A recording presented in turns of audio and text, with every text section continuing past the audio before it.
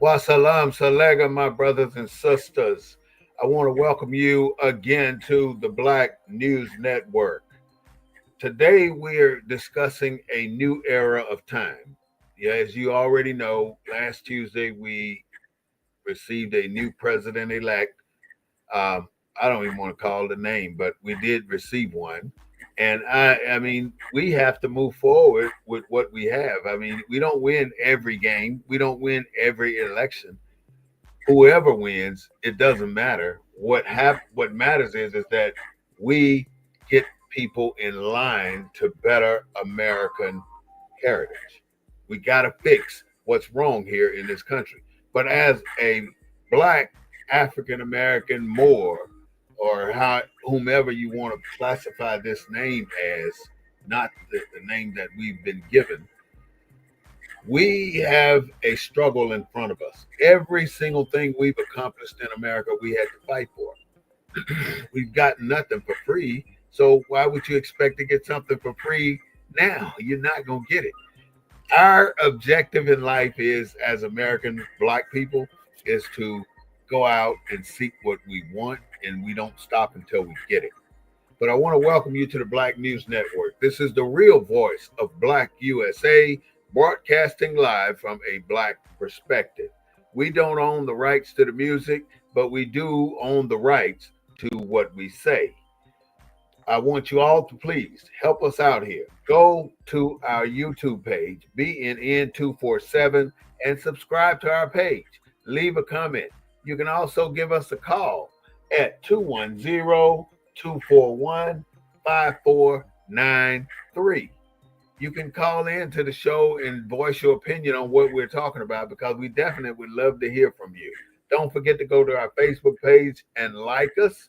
And thank you so much for viewing the Black News Network. Without further ado, I'd like to introduce to some and present to others my most esteemed co-host, Mr. Claude Foster. Welcome to the show, Mr. Claude. Good afternoon, my brother. Glad to be with you on this fine Sunday, 2 days before Veterans Day, that we celebrate the sacrifices of not just veterans, but Black veterans in particular. So I look forward to the discussion. We're going to talk about the election, which is a good topic since we're here in Texas. And since our Hispanic brothers and sisters decided to go a different route in terms of who they voted for. Yeah. So I think we need to have that. We need to have that discussion. And what does the election mean for Black folks? Yeah. I mean, is the new administration going to continue on with the past administration's agenda for Black folks? You know, the past administration had all these Black folks in key positions. Are they going to keep their jobs? Are we going to be worse off come January than we are now? And so what should our strategy be going forward? And who lost this election? Said who lost the election? Yeah, who lost it? Did Black folks lose the election? I think America. Did we not turn out? I think, we're basically reflecting who we are. And I don't think that we're by Donald Trump winning, we did not reflect the true nature of America. We basically said who we are by electing Donald Trump as president.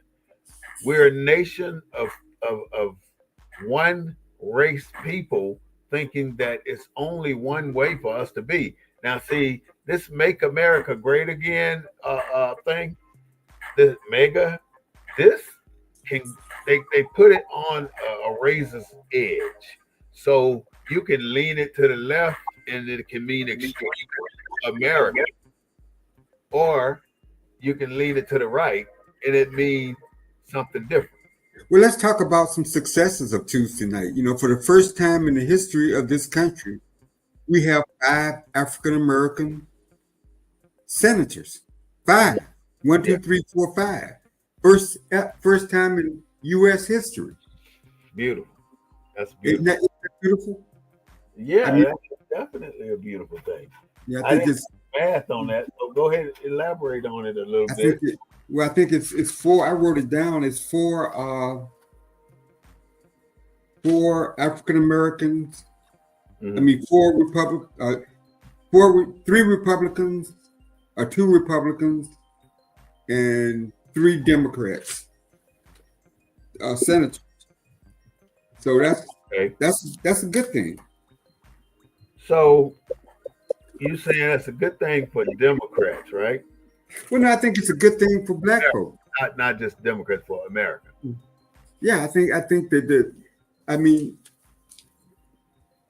American politics is what governs Americans' resources, the politicians. And to the degree that we got more voices in that decision-making process, I think that's a good thing. To the degree that we got more people that understands what it means to be Black in America, I think that's a good thing. I mean, Biden appointed all these he claimed he put in a cabinet and senior staff that reflected the soul of America. So once Trump is in, is that soul of America still going to be there, or he going to gut the soul of America out of it? I don't think we've ever represented the soul of America. As long as we call the White House, we can never represent the soul of America, because to me, the soul of America rests on the shoulders of the builders of America. And how can you go forward when you don't clear the back territory? In other words, I'm basically saying, Claude, if somebody did you wrong, like let's say you and I had a squabble 5 years ago, right? And I ended up owing you $1,000. So we parted ways, and nobody said another word for 10 years, and then we ran into each other again. And now I still owe you $1,000, but we're ready to forgive and forget and be friends again. But I still owe you $1,000. Well, it's interesting. People are trying to blame, this whole. I don't know whether you watched the show with Roland Martin and the congressperson from New Hampshire. I think it's New Hampshire. Bernie Sanders. I didn't see it. No. Which basically said that poor folks voted against their interests. And what Roland Martin and others are saying is no, poor folks voted their interests. Poor white folks voted their interests. And their interest is maintaining white supremacy. Yeah. That's different than what poor Hispanics voted for. So that's not a union of poor whites and poor blacks, and they all voted for Trump. They voted for different. Well, poor Hispanics voted for Trump too. Yeah, but they didn't vote. But there wasn't no racial element to them voting for Trump. No. The poor whites had a racial element. That poor white in Mississippi had a different purpose. Mm-hmm. All across the country. Every person that votes, in my opinion, they vote for a different purpose. Everybody know who they pick their own candidate because that's who they want to pick, and it's all about them. If they want to pick a candidate for racism, then they're going to pick him for racism. If they want to pick a candidate, a lot picked Donald Trump for economic. They claim he was better at the economic process, but so many people have told the American people that this guy is going to bankroll America with debt, and he's also going to inflate the GDP, and he's going to do these tariffs. Everybody understands tariffs, and when they start talking tariffs, they thinking Donald Trump is doing them a favor, but he's not. Technically, tariffs only get passed on to us as people in the community. The big business ain't gonna pay the tariffs. So why do you think so many Hispanics voted for confused? That's the only thing I can think of. They are confused that they are potentially white, and they think that they are on the same plane and can operate on the same plane as white. And as long as they think that they're better than black. So you don't think that when they went to the store and a dozen of eggs cost $6, you don't think that has something to do with it? Well, a dozen eggs gonna cost whatever inflation allow it to cost. But what I'm saying, you don't think that I that don't has something to do with it, think the it economy? has a damn thing to do with what a dozen egg costs. Because if these capitalist company owners decide to marginalize the price to whatever level they want it to be, they're gonna do that. Ain't shit we gonna do about it. Every damn capitalist in America want to raise their damn price. Ain't a capitalist here that don't want to get more money for whatever the hell they do. You So don't think you who's don't to think say eggs just happen to be on the top of the damn people's list right now? So you seeing the eggs go up because maybe the eggs jump more than what the potatoes jumped, or the eggs jump more than what the butter jumped. you got But a home you got a Home Depot in your neighborhood or in your area, and Hispanics out there at Home Depot? yeah, no, Hey, I this- haven't seen any over here. No, who hangs out at the Home Depot in your area? nobody. Or any Home Depot? Is it? Depot. Huh? Huh? Ain't Is nobody it? outside at Home Depot. No, I mean, people looking for work or looking to But do it's a yard. traditional thing that Mexicans hang outside of Home Depot. I mean, we all know that. Okay, but wait. You say it's so it's not true. So you've never seen young black men hanging out you in might see front of. one here and there, but you don't Why, see why, them. why is that? Always outnumbered by Mexicans Why is that? because that's You what think they. you think that those Mexicans that are out there are illegal immigrants? There's probably some involved in the group, but So I've seen so is illegal immigration a problem for black people?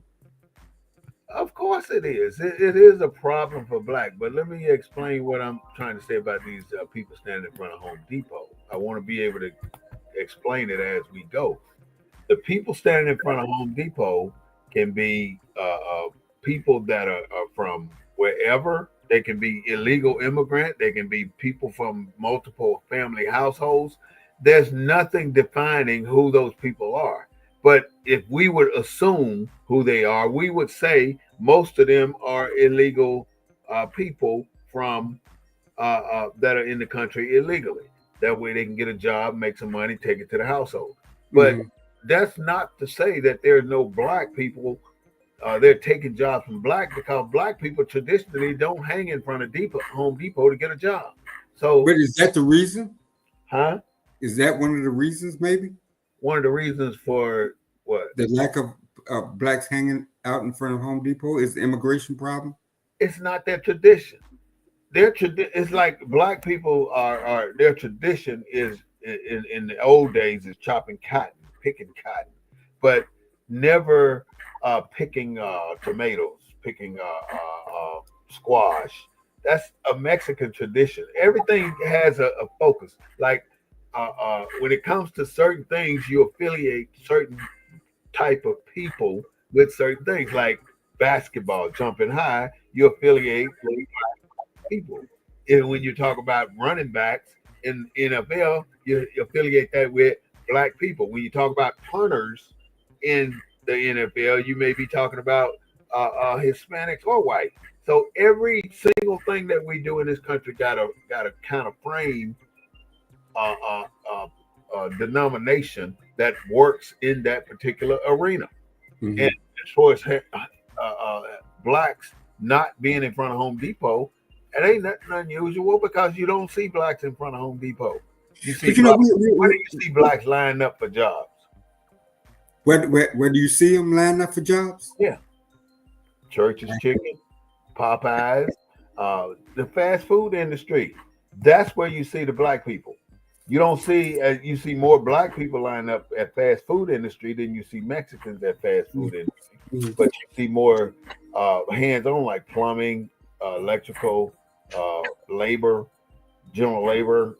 You see more Mexicans doing that. Highway construction, more Mexicans doing that. So You is that because we is have that because we don't is that because we don't have those programs anymore? I mean, why do you see less? that's because we don't have the skill set and the knowledge base to want to stand in front of Home Depot because we don't know carpentry. We don't know the things. The Mexicans already got the jump on that. Basically, that's what I'm trying to say, because that's what they have been doing. And when see they get the skill, they're not harboring the skill. Everybody in that house probably work on a construction job, and you might have 15, 20 people in that house. Same with everybody in this house over here might work plumbing jobs. You might have 15 or 20 people in So that what's house. what's your take on Hispanics I'm saying they have going for mastered Trump? the underdog. They have mastered the hidden gem of financing, because you get 20 people making $9 an hour, you got money coming into that house. You eat beans and rice 7 days a week, you got money you have not spent on bullshit that sit in the freezer and get freezer burn, and you throw it out. So it's about the downsizing and the lower your convenience in order to excel. If you continue as black people to soon as you get your income tax to go out there and get your Mercedes, use Mercedes now, or use BMW, or use Audi, so you can impress your friends. But at the end of the day, your car gonna be sitting in front of the house because you can't afford the maintenance. But So I talk to black people about. I call them their European.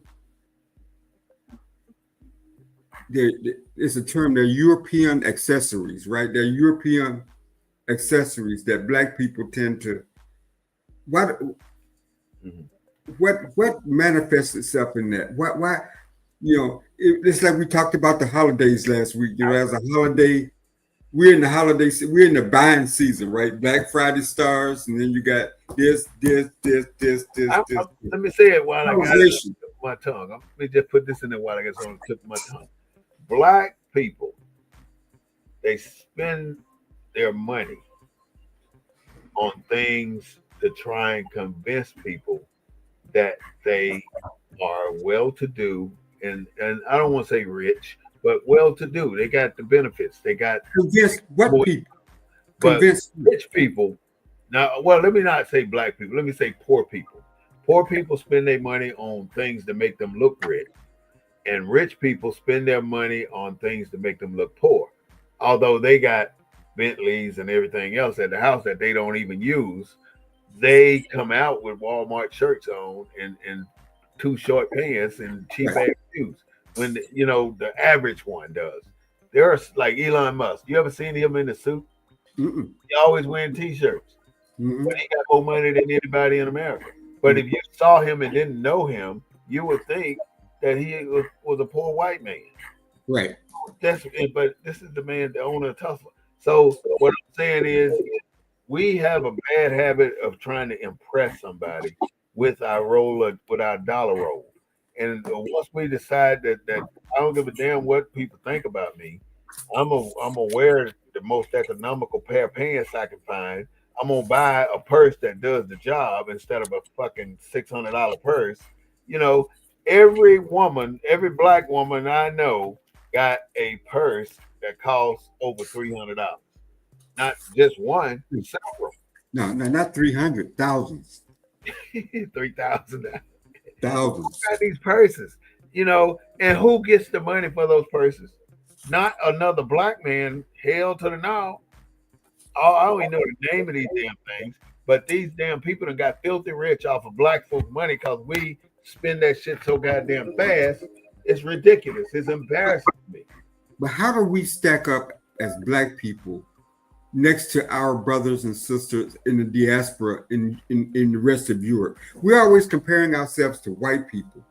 We, How do we compare to blacks in Great Britain and France and all all over, those? okay, we're not the same. We're not. We're American descendants of slaves. Yeah, but the institution started over there and was brought here.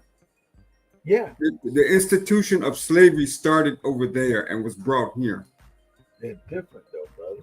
It's different.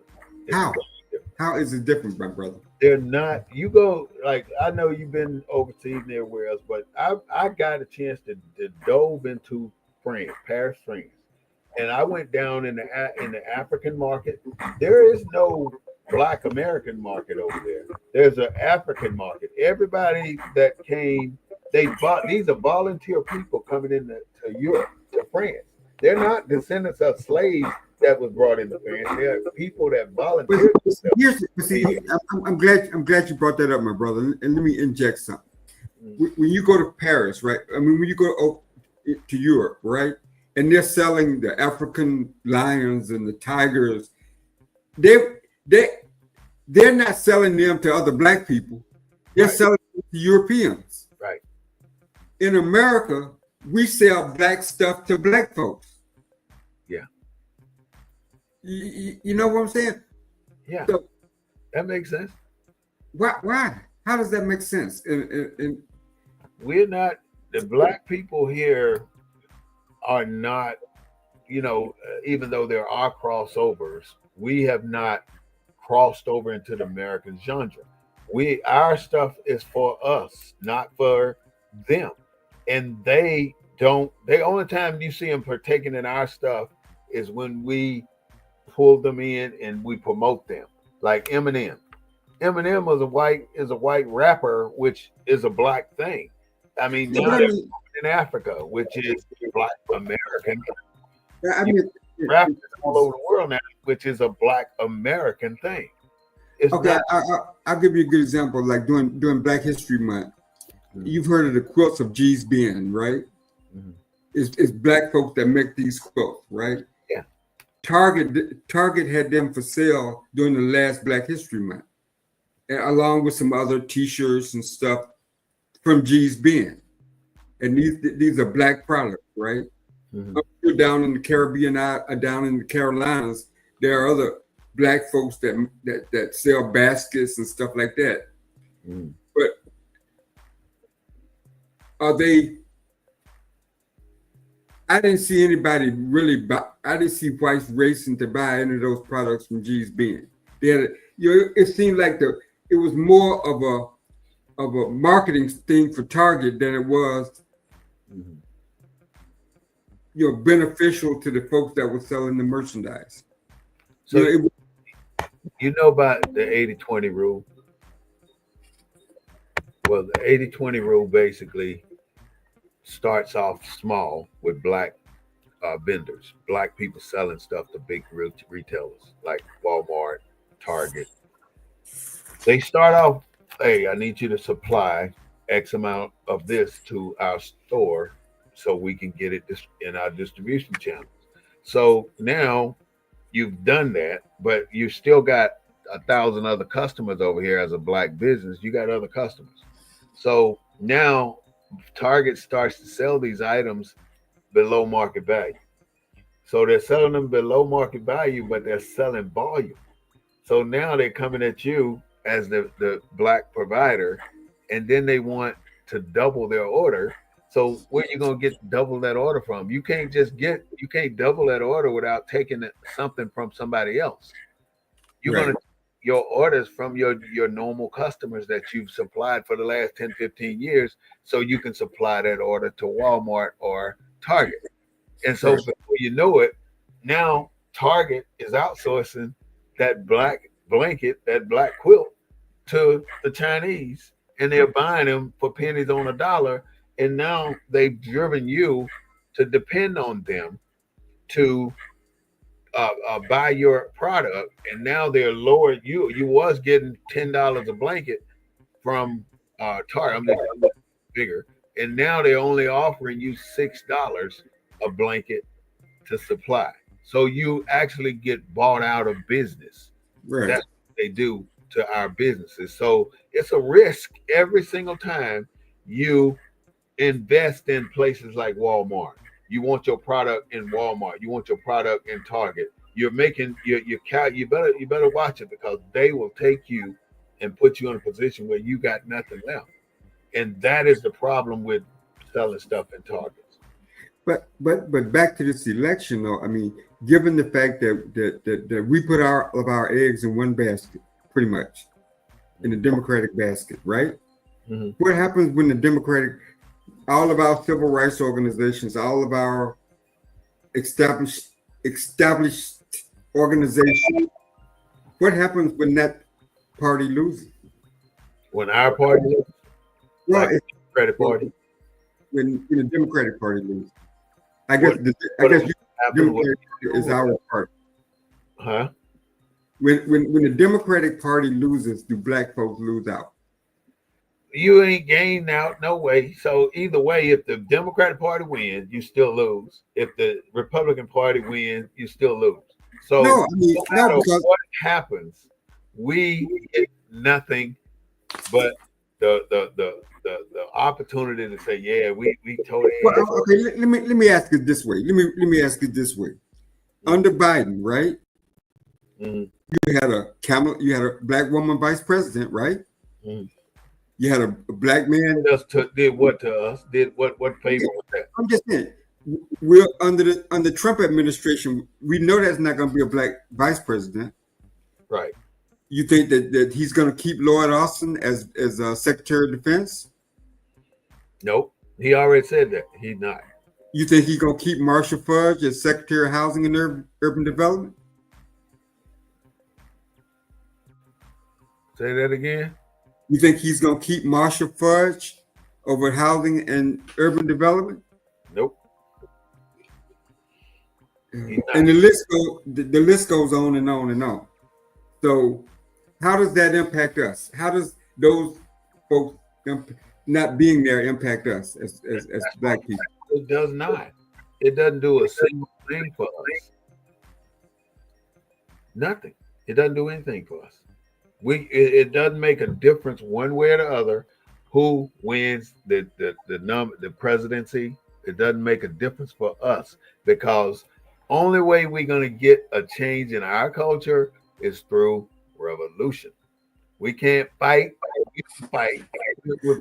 We're on with past passivity, and we won't. But doesn't that revolution have to occur in the Caribbean first? Huh?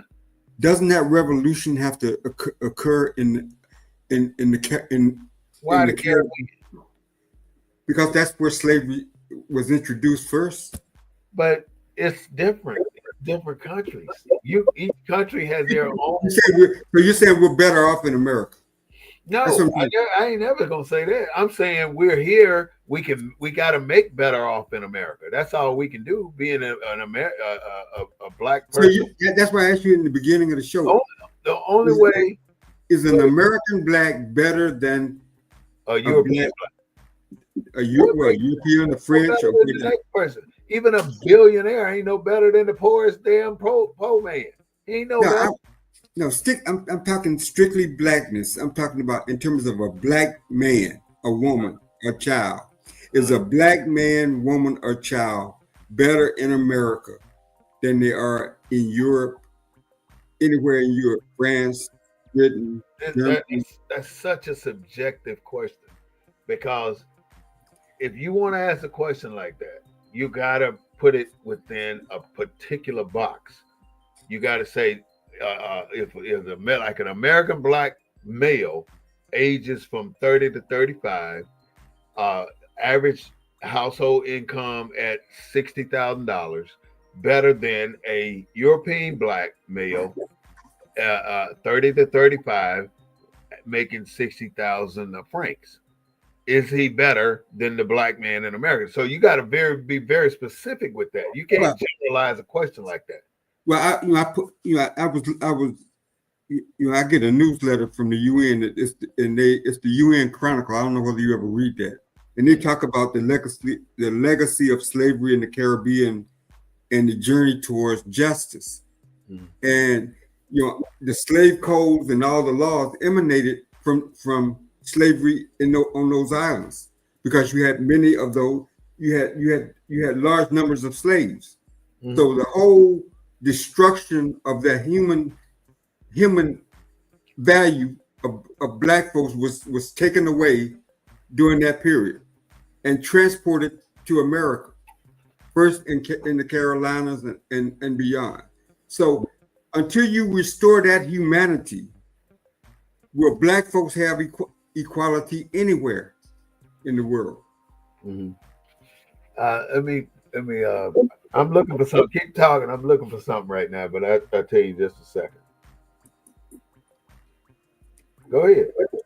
I just posed the question because our skin color connects us to our brothers and sisters all over the world. Mm-hmm. So until that dehumanization that occurred in Europe or on those islands during the slave trade, until that dehumanization is restored there, can Black folks find equality anywhere in the world? Mm-hmm. And I guess I don't have the answer. I'm just posing the question. Maybe one of our listeners can answer that or have some thoughts on that.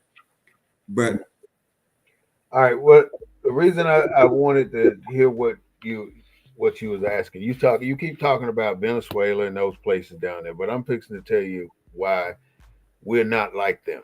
They're not like us. we're not like them. You're talking about Black folks.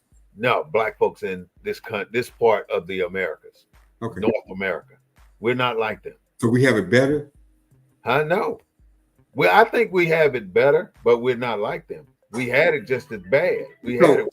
So the fundamental dehumanization, you don't think that applies to us?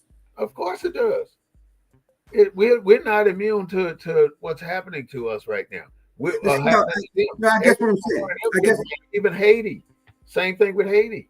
But brother, what I'm asking you though is, and this it gets kind of deep. I guess what I'm saying is that the dehumanization of Black people is somehow less in America? No, it's the same. Anywhere you dehumanize a Black man, it's affecting me. Anywhere in the world, anywhere, even when they do genocide in Africa, it's a problem for me because I'm of the same origin as those people that are being eliminated. So what's to say that don't trickle on over in my household? But does that impact America's response to those issues around its own focus on how they want to deal with the delectable Negro, and they want to deal with the Negro in a manner where to erase and unrecognize the value of the Black person here in this country. Every country got their own specific problems. America's specific problem is that they took what is owned by us and made it theirs. And I got to tell you this. I got to show you this paragraph. I don't see the exact paragraph, but in 1750, America imitated what the Black Indians had already established. In other words, when you read the Constitution, you're going to see it say, in order to form a more perfect union, right? You remember that part. In order to form a more perfect union, we the people of the United States of America, right? The what is that? The preamble.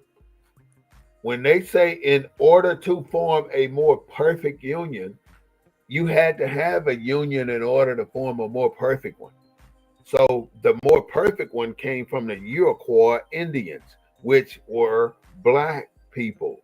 So Benjamin Franklin befriended the Iroquois to make himself familiar with the governing structure of the Black people in this country.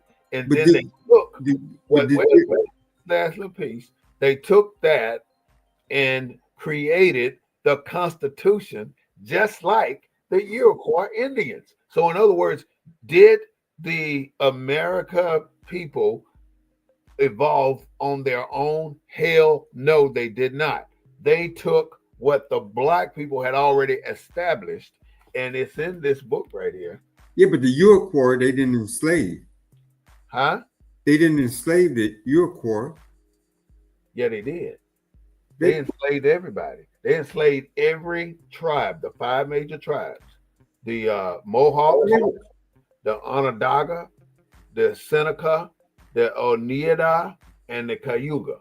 No, but what I'm saying, they were never enslaved like the African slave was enslaved. They were never enslaved like the African slave was enslaved. What African slave you talking about? You talking about in America, right? Well, that's what you're talking about. You're talking about the I'm Native saying American. that we are not. We've been fooled and hoodwinked that millions of people came from Africa. We came from Africa in the 13th, 14th century. No, but not I'm talking. in 1619, not in 1619. We were already here.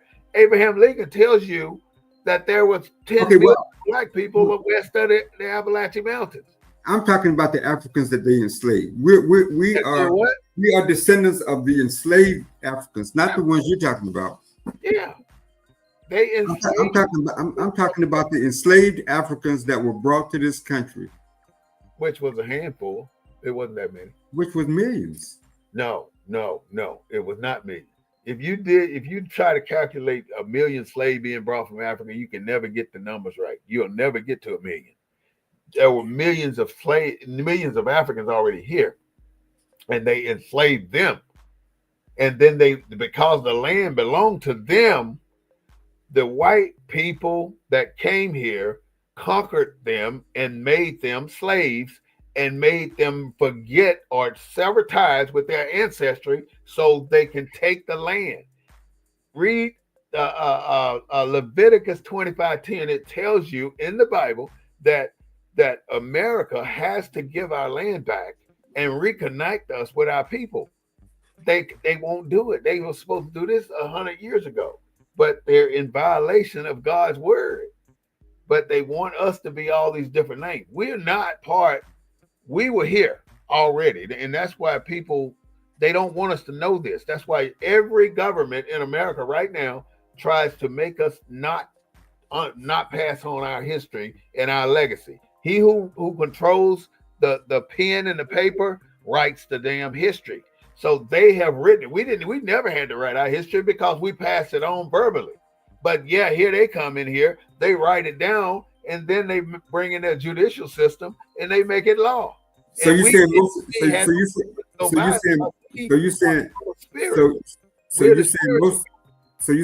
of the slaves in America are not. We're already here with descendants of our own people. So they're on Indian reservations now. No, well, the people on the Indian, there's no such thing as an Indian. Well, right, but the Native Americans that are on the reservations today, we are African because the Native Americans Native Americans that are on the reservations would not accept a black person unless. If I was a girl and you wanted to talk to me, me and you were going together. I'm just using scenario, and I got mad at you and I wanted to make you jealous or make you insignificant. I'm gonna go with your best friend, and now you see me and your best friend going together, but you can't do shit but put yourself at risk and go to jail or get killed. You cannot, ain't much you're gonna do, and that's the same principle that America has done. They know that we were the significant ones. So what do? They go take these other people, the people that have turned into what they call the Indians, and they make them the Native Americans and give them acknowledgement of the land belonging to them, because a white American knew that they could not change. Well, I thought they made them, and they made us significant. That's what they did. I thought the natives didn't have. I mean, they didn't have a European structure to land ownership. They never said this is my land. That's my point.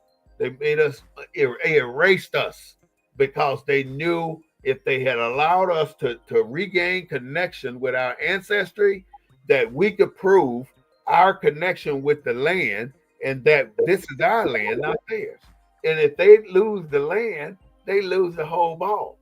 They ain't got nothing, because that's the only thing they got. So now the goal is for white America is to ensure that our people do not know that this land is our land. So when the Supreme Court decisions, the Taney decision that said that we had no rights, there was a white man had to respect. So they was talking about the native, the natives too, or just the There's slave. no such thing as we're the natives. There's no such thing as an Indian. Who did the law apply to? Who did that Supreme Court decision apply to? Which one? The Taney decision. The only one I know about is the Plecker, William Plecker. In 1924, he did the 1924 Integration Act. Immigration Act. No, no, Where I'm talking about.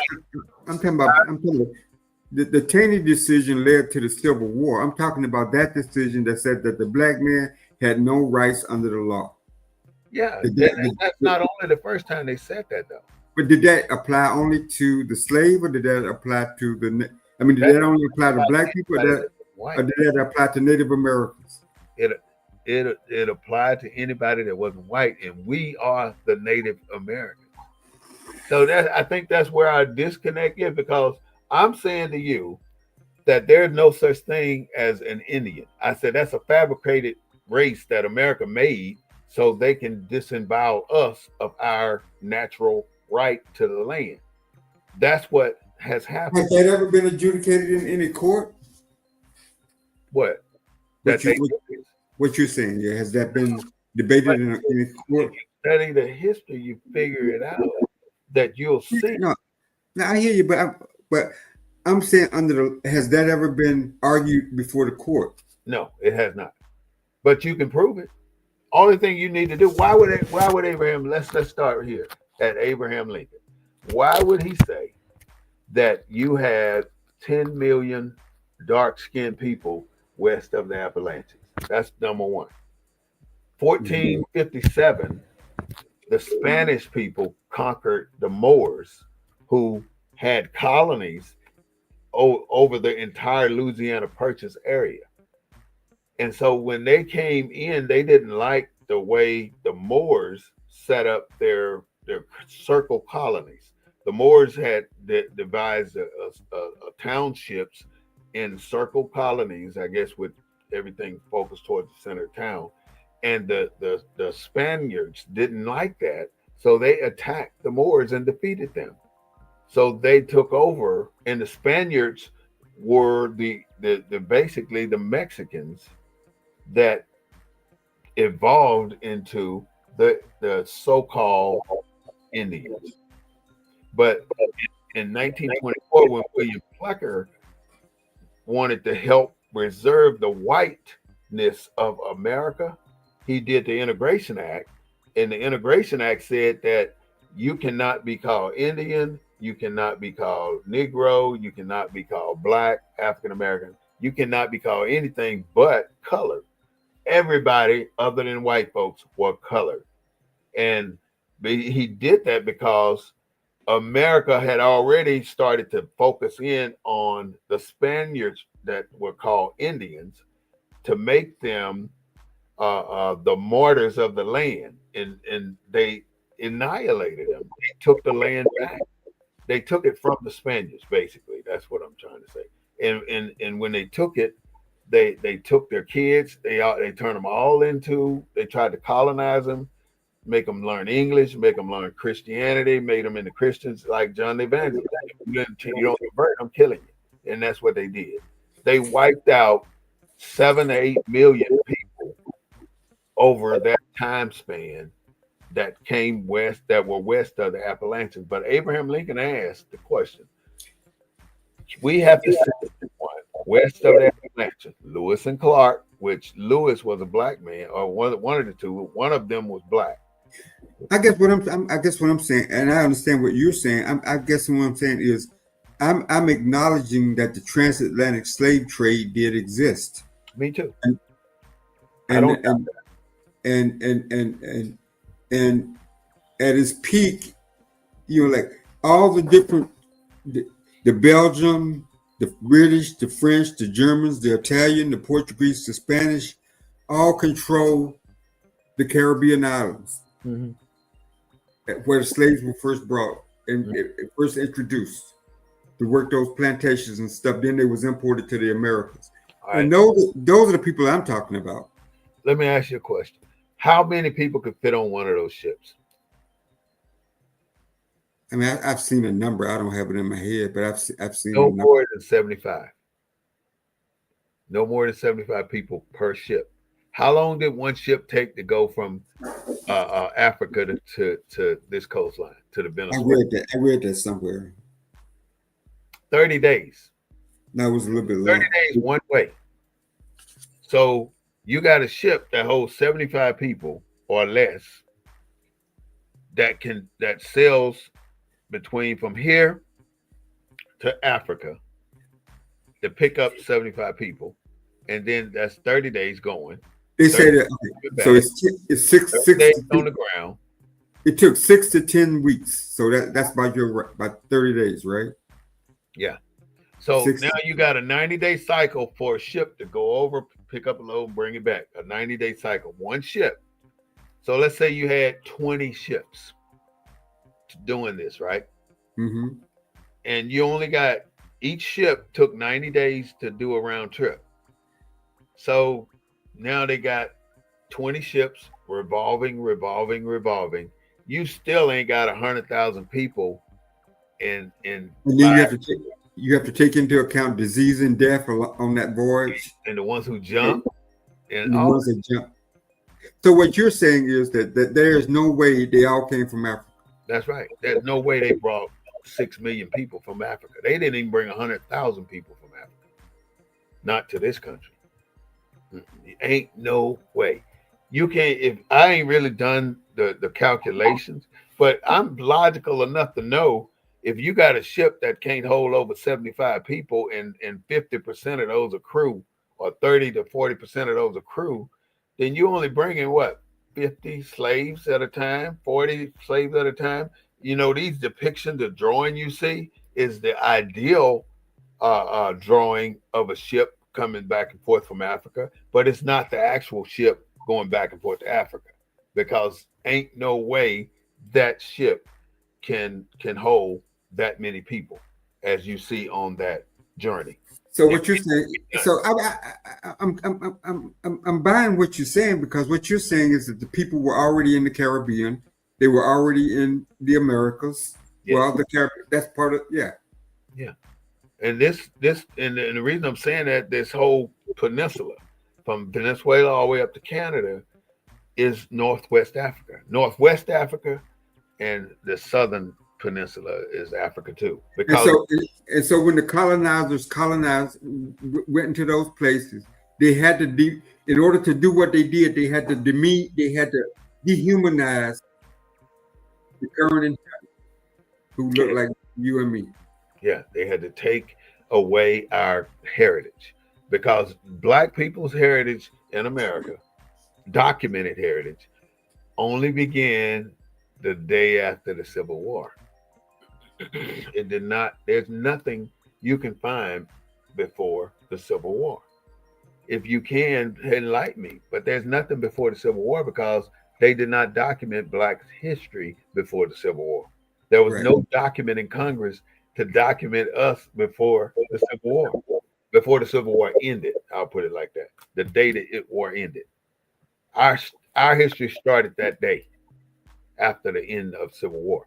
And then the Americas just screwed us all over again by giving those generals of the southern 11 states, giving them the opportunity to become unionized again, but citizens of the states. And the only way they can do it is by taking the oath of amnesty. So they allowed the generals to take that oath of amnesty and become citizens of the United States again. And now, since Lincoln is dead, Johnson, the vice president, appointed those very generals that fought against stopping slavery as governors of those 11 states. So now those generals that are governors of those 11 states went haywire on putting Black people back on the plantation. Yeah, because the guy that was over the general that was over the Freedmen's Bureau, General Howard, he made General Howard go back and take the land back and give it to the slavers that he had taken away to give to the slaves under that 40 acres and a mule. But he didn't get them all. But he got a significant amount of them. He made them give it back. And then the ones that he couldn't get, the white folks fought to get their land back. And how did they get people back on the plantation? They couldn't do it legally just by grabbing them and throwing them on there. They had to go through this other system, which they created the police, the people that would catch slaves. And the worst part about it, America condoned it. Everything that happened after the Emancipation Proclamation that was detrimental to the slave or the former slaves, America condoned it. Now, look at this is the last thing I want to say about it, and unless you want to keep talking. No, I wanted to throw this in. Well, I'll let you finish that. What? No, go ahead. Finish that. The white folks, the generals and the soldiers all took the oath of amnesty to become citizens of the Union again, but not a single offer was made to the former slaves to take the oath to become citizens. That's where the problem lies. But the slave didn't rebel. Huh? The slave hadn't rebelled. The what? Why did the slave have to take an oath of amnesty? Because they were never citizens. They were property. They were never people. They were property. They were like cows. So now that they're coming off the plantation to be people, they're not citizens.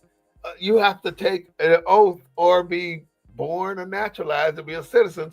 And none of the slaves that walked off the plantation did that. So now you got a nation of immigrants walking off the plantation. So what do? You got every right to do what the hell you want to do with them because none of them belong here.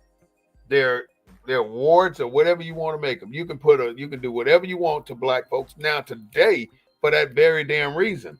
But many of us, through process of natural evolution, got naturalized by military, by taking the actual. We got naturalized by the 14th Amendment.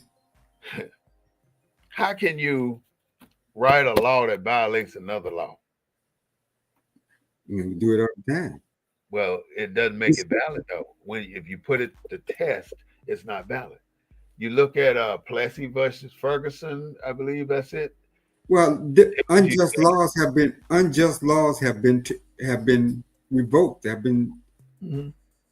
Yeah, but it ain't been the 13th, 14th, 15th Amendment have been in 1982 was declared unconstitutional.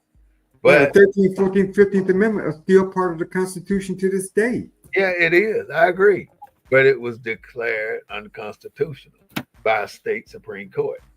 And I don't know the whole detail, but it's on record.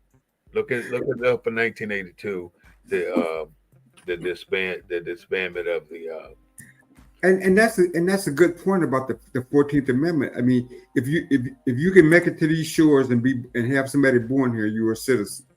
And there are people that take advantage of that. They allow you to take advantage of that until recently. You ain't gonna be able to do that for long. That's why he said he can deport citizens.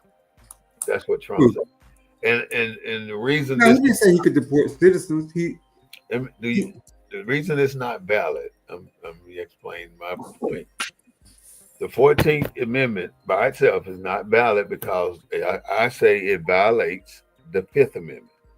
So the 5th Amendment tells you that the USA cannot take your property without just compensation, right? I don't know if you remember that one line in there that says the USA will never take your property without just compensation. Now, the USA in the Emancipation Proclamation, compensation, and remember there was 4. This one said that every liberated slave, the United States government will pay you up to $100 per liberated slave. All right, this is the 5th Amendment. This is when the 5th Amendment was saying that we will pay you for your property. And the U.S. put that out there through Abraham Lincoln that if you liberate your slave, we're going to pay you for them. So the slave owners liberated their slaves, thinking they finna get paid by the government. And so now the slaves are liberated. But that took care of the property issue.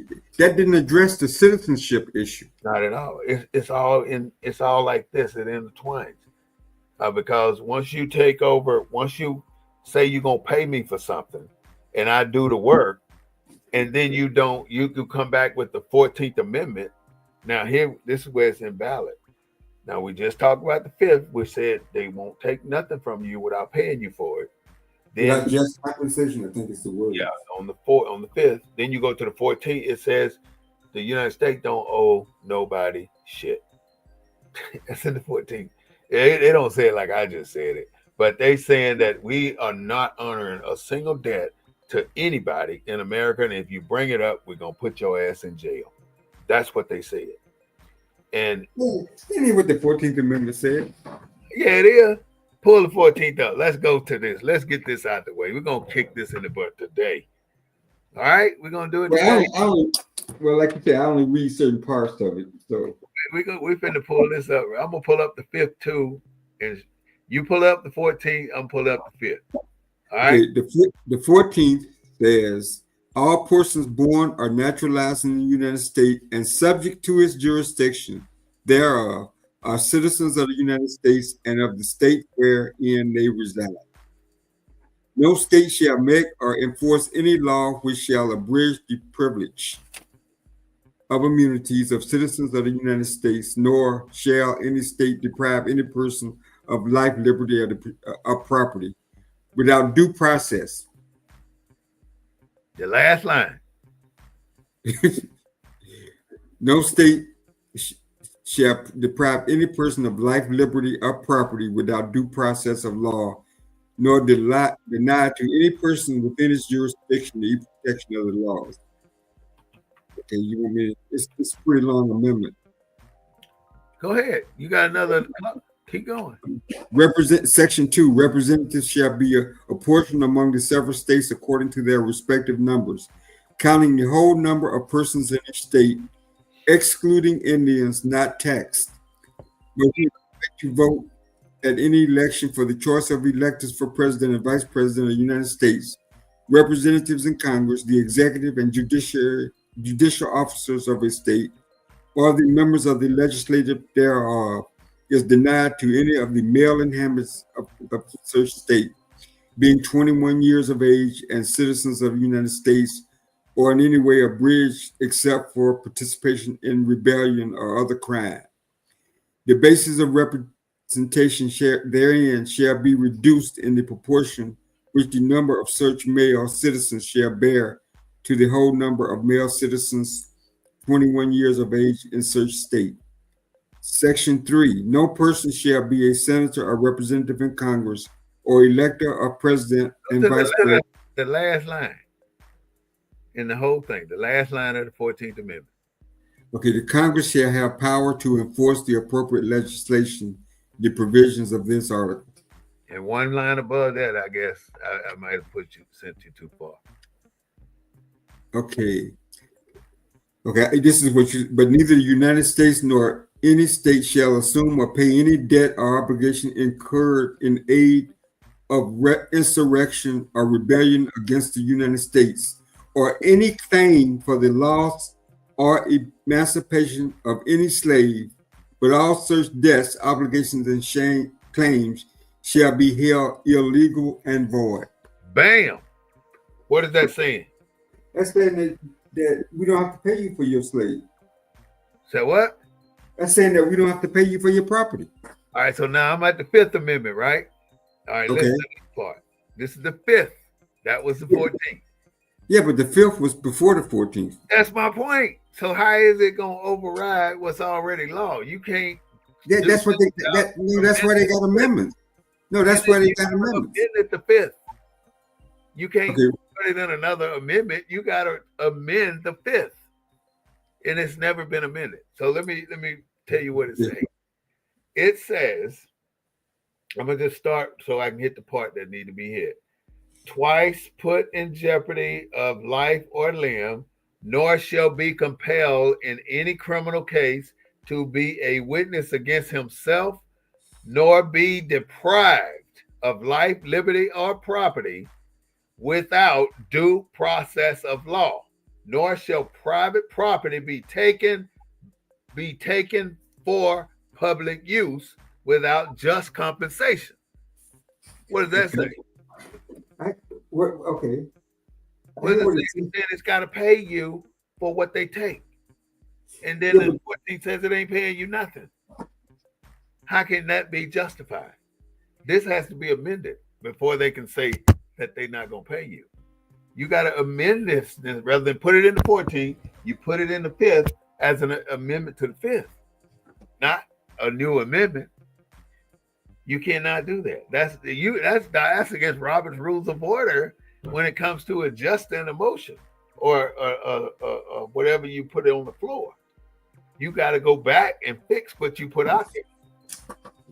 And you put out there that you're going to give just compensation for everything that you take. And they didn't. So what do you think the white man going to do when you tell him, we're not paying you for your shit? Oh, hell to the no. We're going to fuck this shit up. Bring me my niggas back. That's what they did. But they couldn't do it legally because Lincoln was smart as hell. He screwed them. He screwed them out of all the slaves. And so now that he got them free, he get killed, so he can't protect nobody because one of the Emancipation Proclamation was to protect the Negroes, to educate that bureau you were talking about. That was part of it. But look what Johnson did. He disbanded that shit not even a year after Lincoln got assassinated. He disbanded that shit. And basically told the South, you do what you want to with your property. They left it to the South. And that reign of terror took off like all back in jail. But now the way it works is the South wins again, because you take a Negro who was a slave ahead of time. So that plantation owner had an obligation to protect his cows, so to speak, keep them alive, fed, housed, and so they can produce whatever he intended for them to produce, right? He had an obligation to do that. But now that you're receiving your blacks back onto your plantation from the prison system through legal means, they don't belong to you. They belong to the ward. They're wards of the state. So you got no obligation to feed them. You got no obligation to sustain them. You got no obligation to do a damn thing with them other than work their asses to death. And that's what they did. They worked them to death, and then they went back to the prison and got another one, and worked them to death and went back and got another one. They never ever treated the slaves or the people that came out of the prison system on a level that they treated the slaves. They damned them, they dogged them, they killed them. They did so much stuff to those people. They were 10 times worse coming out of the prison system than they were as slaves. That's the worst part of America. And nobody wants to talk about it because my other theory, I mean, and we haven't talked about this other part yet, was when you look at America's policies, when you look at the strategy, when you look at the Great Migration, when you look at the integration, when you look at the denominational black church, all these were policies to divide and control black people. Because remember, where was black people mostly concentrated? They had learned their lesson in Europe, in the Caribbean. Mm-hmm. Remember, Haiti was the first country to win its independence. Yeah. Because of the large numbers of Africans. Yeah. And so what if blacks had stayed in the South? Say that again. What if blacks had stayed in the South, where the majority of them were? Yeah, we would have been very popular, man, because we'd had our own shit. We'd have had our own shit. We'd be controlling the government. We'd be running things. We have all the businesses. Mm-hmm. And initially, we were on our way until they recognized, the white people realized that these black folks are about to take over. Yeah. So they went to what was it, Roland, North Carolina, some North Carolina cities, Raleigh. It wasn't Raleigh, but it was a North Carolina city where they had elected over 20-some people into the state house. So, but what I'm saying, I'm saying all these different strategies, man, were purposeful. The purpose was to maintain control. It's It's all about power, man. Who's in charge of all this land? Not us. I It's mean, all about power. if all the blacks in Mississippi had stayed in Mississippi, what would Mississippi be like today for blacks?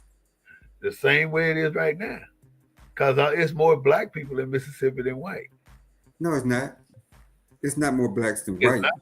I No. bet you it is. The problem Mississippi is got the highest percentage of blacks of any southern state, but it's still right around 30, 38, 39%. they haven't counted all the black people in Mississippi. Well, but what I'm saying, what if all the blacks that went to Chicago and other places had stayed in Mississippi?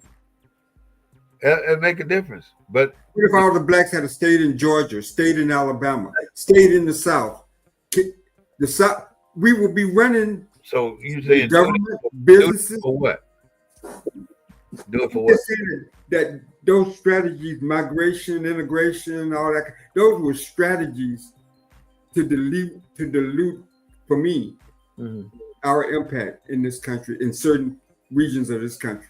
Absolutely. They dilute us like coffee. Yep. They diluted us, didn't they? They made us thin as ice. They made us very thin all over this country, so we had no power. Right. It's all about the power. And that's what they did, took our power, and we don't want to take it back. And they took our power in 1774. That's when we became niggas. Because I think integration is the combination of that, because you can disperse with integration. We're only 41 million out of with 300 and some million folks. So if you disperse us, what power do we really have? None. They already got a plan, and they executed this plan, and they put us in the situation we're in now. Well, let me ask you a question. Get out of this situation. So alone. Let me ask you this question. So if slavery investors emerged as the political and economic elite in whatever political party, it doesn't matter whether it's a Democratic or Republican. Mm-hmm. No, it doesn't. It doesn't. I mean, in terms of those parties work together. They're the same people. They're the same people. Yeah. Yeah. They're the same people. There's no differences in the two parties.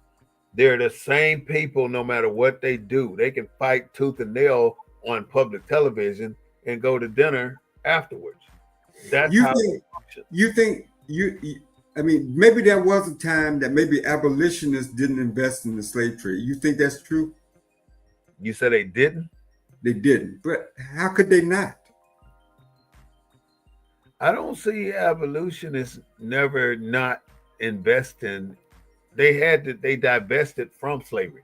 See, to me, slavery was new to everybody. And when people started to see it, they started to realize this ain't right. We can't do these people like this. And this is when certain white folks became abolitionists and decided that they're no longer going to treat our people the way that the average white person did. And the worst thing that is going on right now is that they are going out above and out of their way to recognize us as insignificant people, as not human beings. Well, tell me, where did the abolitionists get their money? Where did they get their money from? If they went somewhere, I don't know. They probably inherited it, like most of the white folks around here today, living large off money made on the plantation. That's what they're doing. They're living off the money made on the plantation. And there ain't no way they could be as rich as they are. And there may be 1 in a million that got rich on their own, but the majority of the rich white folks, all the money they spending today is money derived from slave money, it's blood money. And because it's blood money, they are the ones who will suffer from it. There's no way the money that they spend today can benefit them into the next 100 years. So it's getting close to that time. So let me ask you, as my host, let me ask you. So what's the impact of this election? We just had The impact of this election is to tell you how insignificant is to tell you how insignificant and how nonchalant we take politics. We're insignificant when it comes to politics, and we take politics as another day at the golf range. That's it. We don't realize the magnitude, the hit. It's almost like you're not paying attention to this big ass tractor trailer about to run your ass over in the middle of the road because it's insignificant to you. That's like going to the front door. You got a burglar coming into your window and you running up there with a broom in your hand. So all the black folks that voted for Trump, what do you say to them? I can only say that they wanted to stir up their culture by voting for somebody that's different.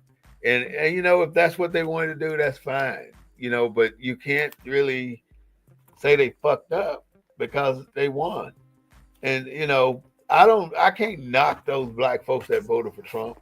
I can only say that the Democratic Party has made it so difficult to vote Democrat that voting for Trump is not a priority, is not a thing that stops a black person from voting for Trump. I don't give a damn what Trump has done. They vote for Trump because they're so fed up with what's offered through the other side. But like I said, they're both the same. There's no difference in the Democratic Party and the Republican Party. But it's a one white man over here and black woman over here. You don't want a woman president, so you vote for Trump. You don't want a racist in the White House that's a felon, then you vote for Kamala. It don't make no difference. It's like going to Walmart, you see 2 packs of chicken on the shelf. You're looking at both of them trying to decide which one you're going to get, but they both chicken. It don't matter. You're going to get the same damn thing. You know, it's chicken from the same damn place too. Might be from the same chicken. You never know. But so you don't think that we're gonna see less illegal immigrants in the country? I think that we will see less because he is a different breed of people on the border, and that's just one fucking problem. How you gonna take the entire decision that you make on and base it on the border? The border is less than a zillion zeros and a 1% of the problems in this country. It is so insignificant to the rest of the problems. That's just one. One.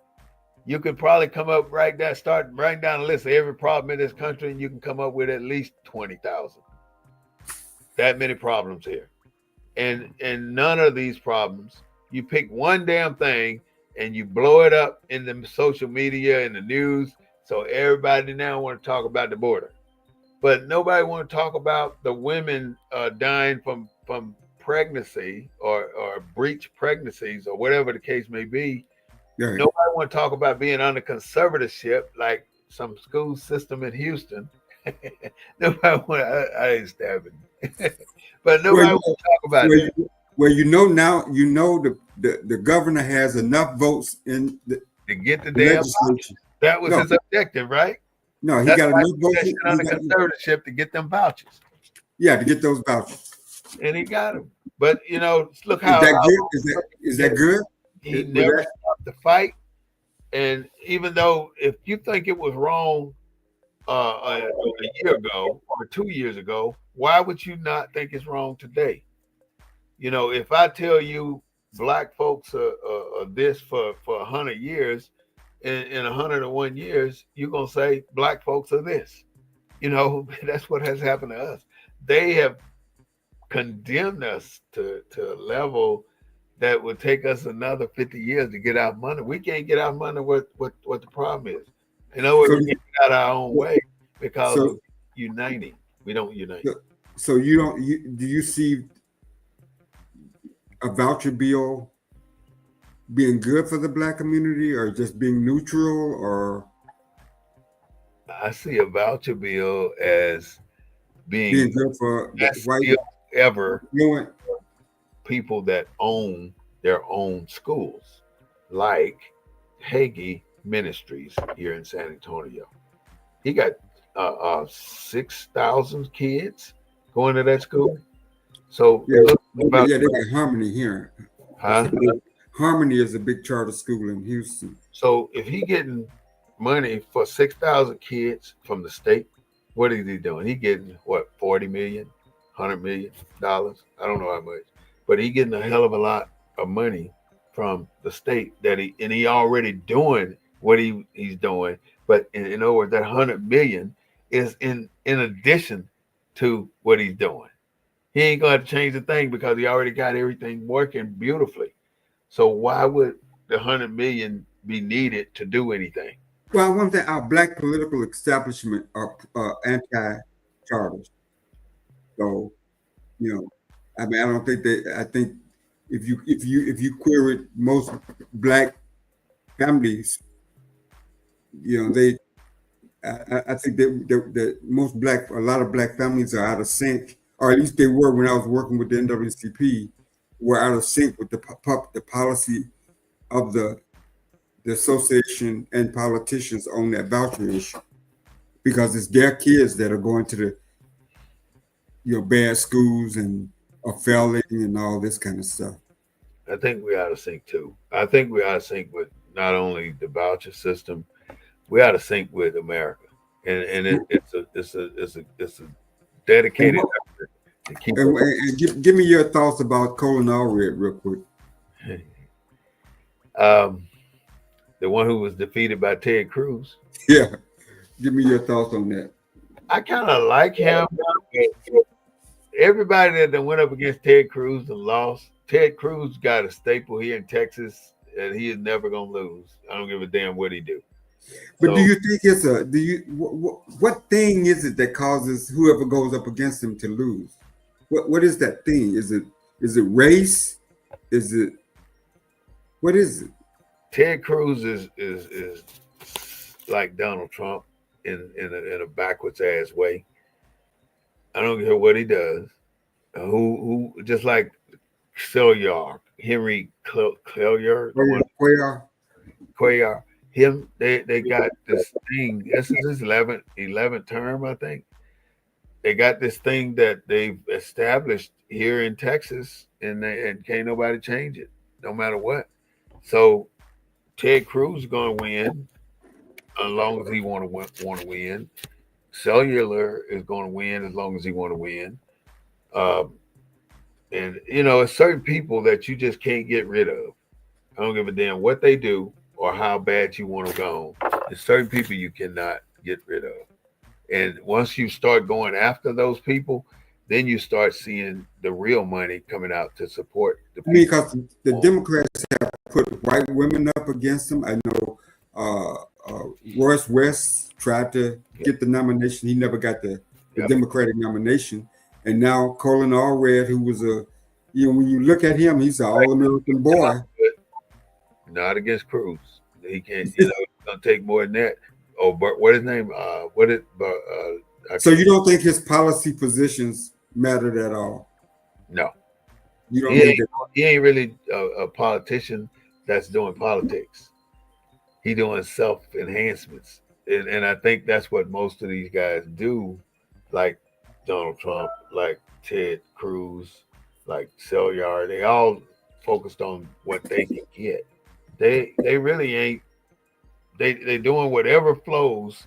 They move it through. They pass it on so they can get credit for it. But they really ain't doing anything. So in closing, Claude, you want to close us out?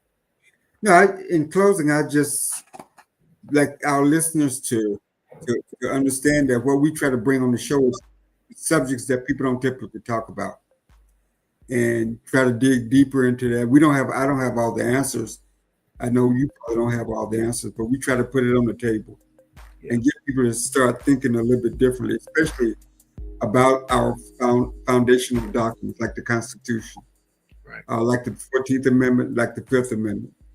I'd like to talk, maybe get somebody on that's a little bit more knowledgeable, a scholar or something, to talk about that component of the 5th Amendment. But it makes sense. So again, it's great to be with everyone, and look forward to educating and getting people to think outside the box. All right. Well, thank you so much, ladies and gentlemen, brothers and sisters. That was Mr. Claude Foster, the co-host of BNN 247. I would just like to say thank you so much for becoming a member and a participant, and thank you for getting our numbers up. We're moving in the right direction. So, without further ado, I'm going to go ahead and let you know that we've discussed an era of time today, and this is basically what it is. And we ask you to go to our YouTube page and like us on YouTube. We ask you to go to our Facebook page. I mean, and subscribe to us on YouTube and like us on Facebook. BNN 247 would like to say that we broadcast from a Black perspective and we call ourselves the Black News Network. However, you don't see us in the community going after stories that last a day. We go after information that lasts a lifetime. And what we tell you is basically how it affects our people. And we hope that you can gain something from our presentation and our commentary of the day. Please, without further ado, have a great day today and a better day tomorrow. BNN 247 out.